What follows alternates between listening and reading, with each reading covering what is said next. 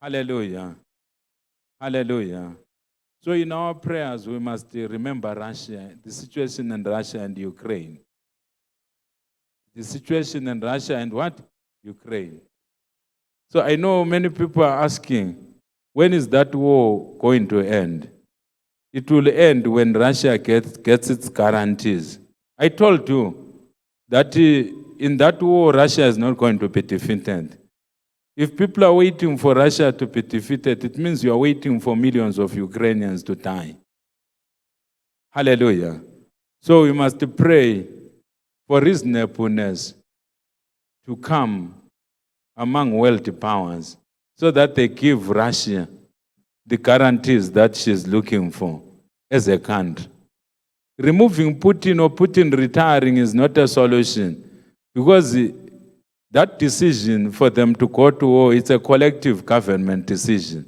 It's not a decision of one man. If Putin dies today, you will see that war continue to drag on under a new king there in Russia. Hallelujah. They need their guarantees. Say they need their guarantees. Someone said on the internet, I support Russia. But I'm not a Russian. You can clearly see that I'm a black person. And I've never been to Russia. It's not like people who support a football team. You find a person, people almost killing each other. One supports Chelsea, the other one Manchester United. I'm not like that myself. I can just say for fun, I support Chelsea. One morning you'll hear me saying, I support Everton. I mean, I just mentioned those as words. But I've never been to UK. I don't know what Chelsea is. I don't know their stadium. I've never been to Russia.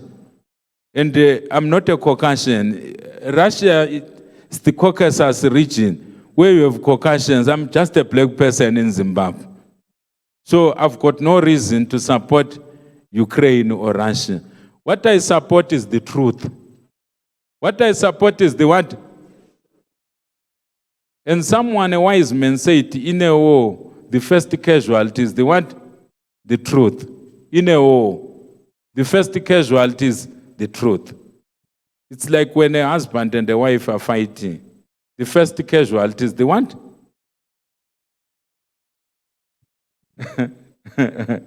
Say, in a war, the first casualty is the truth. In that war between Ukraine and Russia, to a person who is looking at the situation in the natural, it appears like Russia is an aggressor. But the situation, according to God, is the other way around. And if you want to test whether I am right, if you believe that Russia is the aggressor and Ukraine and other countries on the side of the Ukraine are victims, just pray and say, God, may you restrain Russia, which is an aggressor in Ukraine, and see whether God will answer your prayer. Because when you are praying to God, you have to pray according to the mind of God, or else God will not answer you. If you pray your own prayers according to your own mind, God will never answer you. Because in the realms of the Spirit, when you ask wrong questions, you don't get any responses.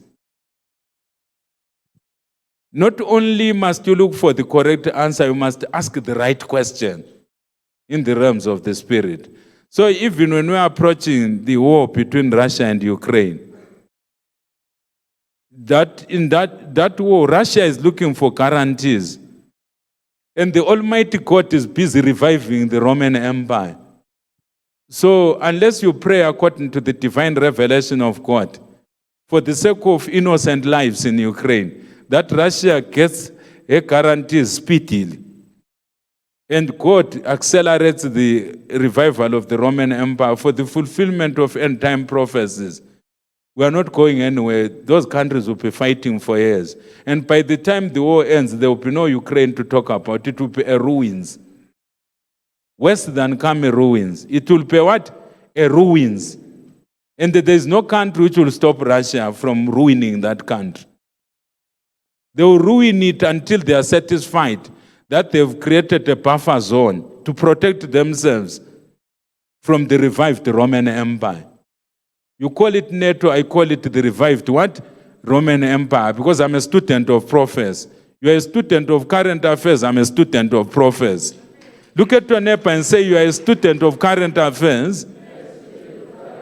Say, you are a student of PPC. Say, you are a student of CNN.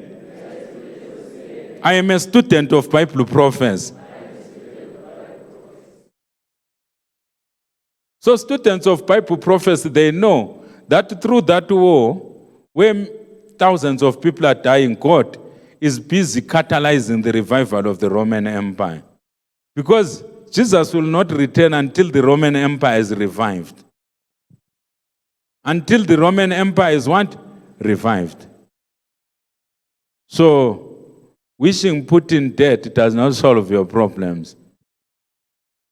It is shallow thinking. Calling Putin evil because he's labeled by Western media as evil, it's not a solution as well. We must pray to God, the God of all mercies, to prevail upon those world powers that are opposite of Russia, China, and other countries. To see common sense that using Ukraine as a theater of war is just causing the killing of innocent lives. Hallelujah. Hallelujah. When Russia gets a guarantees today from the countries which are really fighting Russia and Ukraine there, then that war will come to an end. That war will come to a what? To an end. And it will come to an end. But my prayer is that it doesn't come to an end when that country is a ruins.